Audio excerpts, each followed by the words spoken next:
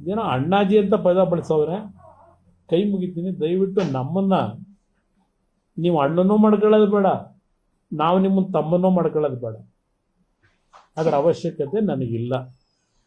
Bidadi township ಯೋಜನೆ ದಿನೇ ದಿನೇ ತಾರಕಕ್ಕೇರ್ತಾ ಇದೆ. ಈ ಸಂದರ್ಭದಲ್ಲಿ ಡಿ.ಕೆ. ಶಿವಕುಮಾರ್ ಅವರು ಬಿಡದಿ ಟೌನ್ಶಿಪ್ ಯೋಜನೆಯನ್ನ ನಾನು ಮಾಡಿಯೇ ಮಾಡ್ತೇನೆ ಅಂತ ಪಟ್ಟು ಹಿಡಿದ್ರೆ, ಈ ಒಂದು ಯೋಜನೆಯನ್ನ ತರುವಂತ ತರಾತುರಿ ಏನಿದೆ ಅನ್ಕೊಂಡು ಎಚ್.ಡಿ. ಕುಮಾರಸ್ವಾಮಿ ಅವರು ಕೂಡ ಟೀಕೆ ಮಾಡ್ತಾ ಇರುವಂತದ್ದು. ಈ ನಡುವೆ ಬಿಜೆಪಿ ನಾಯಕರಿಗಿಂತ ಹೆಚ್ಚಾಗಿ ಎಚ್.ಡಿ. ಕುಮಾರಸ್ವಾಮಿ ಅವರೇ ಈ ಒಂದು ವಿಚಾರವಾಗಿ ಧ್ವನಿಯನ್ನ ಎತ್ತುತ್ತಾ ಇರುವಂತದ್ದು. ಈ ಸಂದರ್ಭದಲ್ಲಿ ಡಿ.ಕೆ. ಶಿವಕುಮಾರ್ ಹಾಗೂ ಕುಮಾರಸ್ವಾಮಿ ನಡುವೆ ಒಂದಿಷ್ಟು ವಾಕ್ಸಮರ ಉಂಟಾಗಿದೆ. ಹಾಗೆ ಈ ಸಂದರ್ಭದಲ್ಲಿ ಚಲುವರಾಯಸ್ವಾಮಿ ಅವರು ಕೂಡ ಒಂದಿಷ್ಟು ಚಾಲೆಂಜ್ ಅನ್ನ ಕುಮಾರಸ್ವಾಮಿಗೆ ಹಾಕಿರೋದು. ಇದೀಗ ಡಿ.ಕೆ. ಹಾಗೂ ಕುಮಾರಸ್ವಾಮಿ ಫೈಟ್ ತಾರಕಕ್ಕೇರಿದೆ. ಹಾಗಾದ್ರೆ ಡಿ.ಕೆ. ಹೇಳಿದ್ದೇನು, ಅದಕ್ಕೆ ತಿರುಗೇಟಾಗಿ ಕುಮಾರಸ್ವಾಮಿ ಹೇಳಿದ್ದೇನು, ಇದೆಲ್ಲದರ ಕುರಿತಾದಂತಹ ಕಂಪ್ಲೀಟ್ ಡೀಟೇಲ್ಸ್ ಅನ್ನ ಇಂದಿನ ಈ ವಿಡಿಯೋದಲ್ಲಿ ನಾನು ನಿಮಗೆ ಕೊಡ್ತೇನೆ. ನೀವಿನ್ನೂ ನಮ್ಮ ಚಾನೆಲ್ ಅನ್ನ ಸಬ್ಸ್ಕ್ರೈಬ್ ಆಗದಿದ್ದಲ್ಲಿ ಸಬ್ಸ್ಕ್ರೈಬ್ ಆಗಿ, ಹಾಗೆ ಬೆಲ್ ಐಕನ್ ಕ್ಲಿಕ್ ಮಾಡೋ ಮೂಲಕ ನೋಟಿಫಿಕೇಶನ್ ಅನ್ನ ಪಡೆಯಿರಿ. ಡಿ.ಕೆ. ಶಿವಕುಮಾರ್ ಹೇಳೋ ಪ್ರಕಾರ ಬಿಡದಿ ಟೌನ್ಶಿಪ್ ಯೋಜನೆ ಇದು ನನ್ನ ಯೋಜನೆಯಲ್ಲ, ಈ ಯೋಜನೆಯ ಪಿತಾಮಹ ನಾನಲ್ಲ,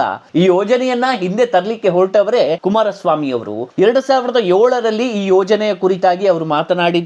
ರೈತರಿಗೆ ಒಂದಿಷ್ಟು ಹಣವನ್ನ ಕೊಟ್ಟು ಆ ಜಮೀನನ್ನ ಖರೀದಿಸುವಂತ ಕೆಲಸ ಕೂಡ ಆಗಿತ್ತು. 20 ರಿಂದ 25 ಲಕ್ಷ ಹಣವನ್ನ ಜಮೀನಿಗಾಗಿ ಕೊಟ್ಟು ಆ ಜಮೀನನ್ನ ಖರೀದಿ ಮಾಡುವಂತ ಕೆಲಸವನ್ನ ಕುಮಾರಸ್ವಾಮಿ ಮಾಡಿದ್ರು ಅಂತ ಟೀಕಾ ಪ್ರಹಾರವನ್ನ ಮಾಡಿರುವಂತದ್ದು. ಈ ಸಂದರ್ಭದಲ್ಲಿ ಮಾತನಾಡಿರುವಂತ ಕುಮಾರಸ್ವಾಮಿ, ಆ ಯೋಜನೆ ಬಗ್ಗೆ ನಾನು ತ್ವರಿತಗತಿಯಲ್ಲಿ ಯಾವುದೇ ಕ್ರಮವನ್ನ ಕೈಗೊಂಡಿಲ್ಲ. ಆ ಯೋಜನೆ ತರಬೇಕು ಅಂತ ಇದ್ದಿದ್ದು ಹೌದು, ಆದ್ರೆ ಇವರ ತರ ತರಬೇಕಂತ ಯೋಜನೆ ಇರಲಿಲ್ಲ. ಅದು ಅಲ್ಲದೆ ಫಲವತ್ತಾದ ಏನು ಭೂಮಿ ಇದೆ, ರೈತರ ಭೂಮಿ ಇದೆ, ಅದರ ಮೇಲೆ ನಾವು ಕಣ್ಣು ಹಾಕಿರ್ಲಿಲ್ಲ ಅನ್ನೋ ರೀತಿಯಾಗಿ ಈಗ ಕುಮಾರಸ್ವಾಮಿ ಅವರು ಮಾತನಾಡ್ತಾ ಇರುವಂತದ್ದು. ಇದೇ ಸಂದರ್ಭದಲ್ಲಿ ಡಿ.ಕೆ. ಶಿವಕುಮಾರ್ ಹೇಳಿರೋ ಪ್ರಕಾರ ಕುಮಾರಸ್ವಾಮಿ ಅವರೇ ಈ ಯೋಜನೆಯನ್ನ ತರಲಿಕ್ಕೆ ಹೊರಟಿದ್ದು, ಹಾಗಾಗಿ ಈಗ ನಾನು ಮಾಡ್ತಿರೋದನ್ನ ಯಾಕೆ ವಿರೋಧ ಮಾಡ್ತಿದ್ದಾರೆ ಅಂತ ಗೊತ್ತಾಗಲ್ಲ. ಸೊ ಅವರಿಗೆ ನಾನು ಸಿಎಂ ಆಗಿದ್ದು ಇಷ್ಟ ಇಲ್ಲ, ಆ ಉರಿ ಇದೆ, ನಾನು ಸಿಎಂ ಆಗಿದ್ದೇನೆ ಅನ್ನುವಂತ ಆ ಉರಿ ಇದೆ, ಹಾಗಾಗಿ ಈ ತರ ಮಾತಾಡ್ತಿದ್ದಾರೆ ಅನ್ನೋ ರೀತಿಯಾಗಿ ಡಿ.ಕೆ. ಶಿವಕುಮಾರ್ ಹೇಳ್ತಾ ಇರುವಂತದ್ದು. ಈ ಸಂದರ್ಭದಲ್ಲಿ ಇದಕ್ಕೆ ತಿರುಗೇಟು ಕೊಟ್ಟಂತಹ ಕುಮಾರಸ್ವಾಮಿ ಅವರು ಹೇಳೋದೇನಂತಂದ್ರೆ, ನೀವು ಸಿಎಂ ಆಗಿದ್ದೀರಿ, ನೀವು ಸಿಎಂ ಆಗಿದ್ದಕ್ಕೆ ನಾನೇನ್ ಹೊಟ್ಟೆ ಕಿಚ್ಚು ಪಡ್ಕೊಳ್ತಾ ಇಲ್ಲ,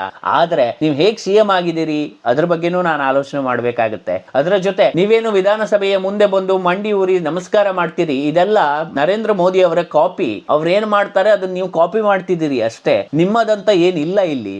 ಸೊ ಅದು ಅಲ್ಲದೆ ನೀವು ಎಂತ ರಾಜಕಾರಣಿ ಅನ್ನೋದು ಎಲ್ರಿಗೂ ಗೊತ್ತು. ರಿಯಲ್ ಎಸ್ಟೇಟ್ ದಂಧೆಯನ್ನ ಬಿಡದಿಯಲ್ಲಿ ಮಾಡ್ಲಿಕ್ಕೆ ಹೊರಟಿದ್ದೀರಿ ನೀವು. ನಿಮ್ಮದು ಮನಿ ಮೈಂಡೆಡ್ ಬಿಸ್ನೆಸ್ ಗಳು.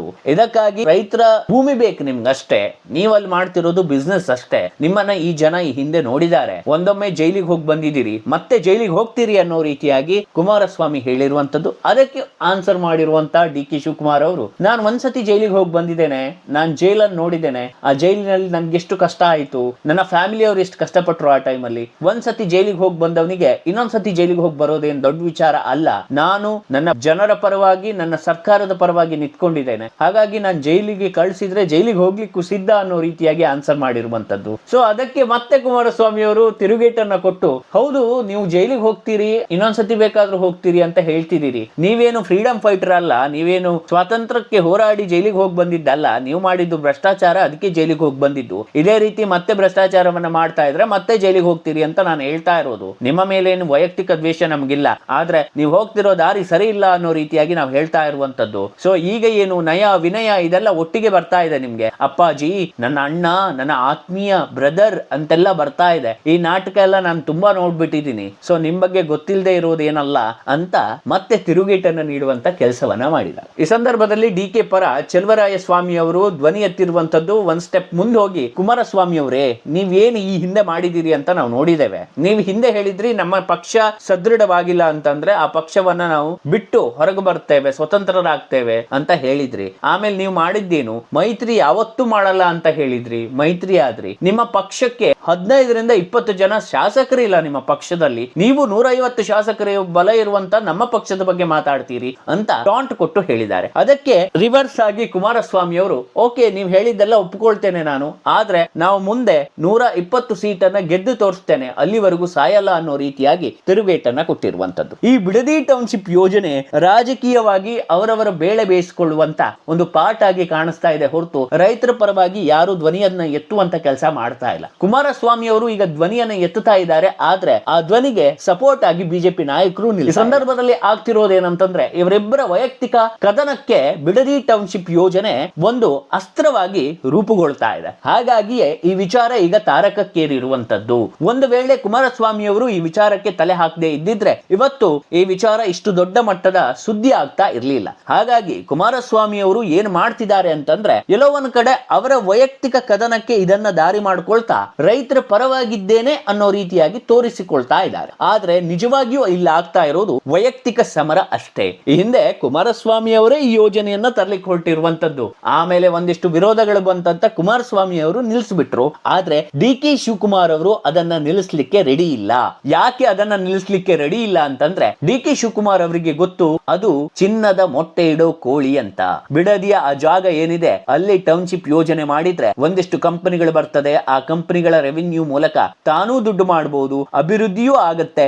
ಎಲ್ಲ ಆಲೋಚನೆಗಳಿಂದಾನೆ ಮಾಸ್ಟರ್ ಮೈಂಡ್ ಆಗಿ ಈಗ ಡಿ ಕೆ ಶಿವಕುಮಾರ್ ಒಂದ್ ಸ್ಟೆಪ್ ಮುಂದೆ ಹೋಗಿರುವಂತದ್ದು. ಅದರ ಜೊತೆ ಈಗ ಏನು ರೈತರಿಗೆ ಬಲವಂತವಾಗಿ ನಾವು ಒತ್ತಾಯ ಮಾಡಲ್ಲ, ನೀವು ಭೂಮಿ ಕೊಡಿ ಅಂತ ಹೇಳಿರೋದು ಇದು ಕೂಡ ಒಳ್ಳೆಯ ನಿರ್ಧಾರವೇ ಆಗುತ್ತೆ. ಈ ಹಿಂದೆ ಹೇಳಿದ್ರೆ ಇನ್ನೂ ಚೆನ್ನಾಗಿರ್ತಿತ್ತು. ಓಕೆ, ಈಗ ಹೇಳಿರೋದ್ರಿಂದ ಇದು ತುಂಬಾ ಇಂಪ್ಯಾಕ್ಟ್ ಬೀರುತ್ತೆ. ಯಾರಿಗಿಷ್ಟ ಇದೆ ಅವರು ಭೂಮಿಯನ್ನ ಕೊಡ್ತಾರೆ, ಅಲ್ಲಿ ಟೌನ್ಶಿಪ್ ಯೋಜನೆಯನ್ನ ಇವರು ಮಾಡ್ತಾರೆ. ಸೊ ಒಟ್ಟಾರೆ ಟೌನ್ಶಿಪ್ ಯೋಜನೆ ಇದು ದೊಡ್ಡ ಮಟ್ಟದ ಪ್ರಾಜೆಕ್ಟ್ ಆಗಿದ್ದು ಇದರ ಜೊತೆಗೆ ಸರ್ಕಾರದ ಬೊಕ್ಕಸಕ್ಕೂ ಒಂದಿಷ್ಟು ಲಾಭ ಆಗೋ ಕಾರಣಕ್ಕೆ ಡಿ ಕೆ ಶಿವಕುಮಾರ್ ಅವರು ಮಾಸ್ಟರ್ ಪ್ಲಾನ್ ಮಾಡಿರುವಂತದ್ದು. ಈಗ ಎಚ್ ಡಿ ಕುಮಾರಸ್ವಾಮಿ ಅವರಿಗೆ ಡಿ ಕೆ ಶಿವಕುಮಾರ್ ಅವರಿಗೆ ಸಿಕ್ಕಂತ ಅವಕಾಶ ನನಗೆ ಸಿಗ್ಲಿಲ್ಲ ಅಂತ ಎಲ್ಲೋ ಒಂದ್ ಕಡೆ ಆಲೋಚನೆ ಬರ್ತಾ ಇರುವಂತದ್ದು, ಬೇಸರ ಆಗ್ತಾ ಇರುವಂತದ್ದು. ಹಾಗಾಗಿಯೇ ಎಚ್ ಡಿ ಕುಮಾರಸ್ವಾಮಿ ಅವರು ಈ ಯೋಜನೆಯನ್ನ ತರಲಿಕ್ಕೆ ಬಿಡಬಾರದು ಅನ್ನೋ ರೀತಿಯಾಗಿ ಪಟ್ಟು ಹಿಡಿದು ಕೂತಿರುವಂತದ್ದು. ಇವರಿಬ್ಬರ ಈ ಕೋಳಿ ಜಗಳ ಏನಿದೆ ನೋಡೋವರಿಗೆ ಮಜಾ ಸಿಗುತ್ತೆ ಹೊರತು ರಾಜಕೀಯವಾಗಿ ಒಂದಿಷ್ಟು ಲಾಭ ಆಗುತ್ತೆ ಹೊರತು ರೈತರಿಗೆ ಏನು ಪ್ಲಸ್ ಇಲ್ಲ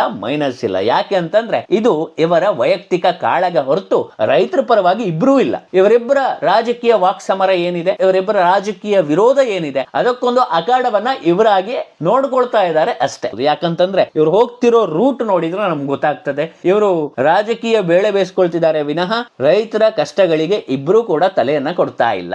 ಸೊ ಹಾಗಾಗಿ ನಾವೇನು ಹೇಳ್ತಾ ಇರೋದು ಅಂತಂದ್ರೆ ಎಚ್ ಡಿ ಕುಮಾರಸ್ವಾಮಿ ಅವರು ಒಂದು ವೇಳೆ ಈ ಯೋಜನೆಯನ್ನ ನಿಲ್ಲಿಸಬೇಕು ಅಂತಿದ್ರೆ ಕೇಂದ್ರಕ್ಕೆ ಒತ್ತಡ ಹಾಕಿ ಹಾಗೆ ರಾಜ್ಯದಲ್ಲಿ ರೈತರ ಜೊತೆ ನಿಂತ್ಕೊಂಡು ಒಂದಿಷ್ಟು ಹೋರಾಟವನ್ನ ಇನ್ನಷ್ಟು ಮುಂದುವರಿಸಿ ರೈತರು ತಮ್ಮ ಜಮೀನನ್ನ ಮಾರ್ಲಿಕ್ಕೆ ಅವಕಾಶ ಕೊಡಬಾರದು ಅನ್ನೋ ರೀತಿಯಾಗಿ ಕನ್ವಿನ್ಸ್ ಮಾಡುವತ್ತ ಡಿ ಕೆ ಶಿವಕುಮಾರ್ ಅವರನ್ನ ಎಲ್ಲಿ ಕಟ್ಟಾಕಬಹುದು ಅನ್ನೋದ್ರ ಬಗ್ಗೆ ಚಾಕಚಕ್ಯತೆಯಿಂದ ಯೋಚನೆ ಮಾಡ್ಲಿ. ಅದನ್ನು ಬಿಟ್ಟು ವಿರೋಧ ಮಾಡಬೇಕು ಅಂತ ವಿರೋಧ ಮಾಡ್ತಾ ಇರೋದು ಎಲ್ಲೋ ಒಂದ್ ಕಡೆ ಸರಿಯಾಗಿ ಕಾಣಿಸ್ತಾ ಇಲ್ಲ. ಒಂದು ವೇಳೆ ರೈತರಿಗೆ ಒಪ್ಪಿಗೆ ಇದೆ ಅಂತಂದ್ರೆ ಕುಮಾರಸ್ವಾಮಿ ಅವರ ಎಫರ್ಟ್ ಕಂಪ್ಲೀಟ್ಲಿ ವೇಸ್ಟ್ ಆಗ್ಬಿಡುತ್ತೆ. ಅದು ಅಲ್ಲದೆ ಡಿ ಕೆ ಶಿವಕುಮಾರ್ ಅವರೇನು ದಡ್ರಲ್ಲ.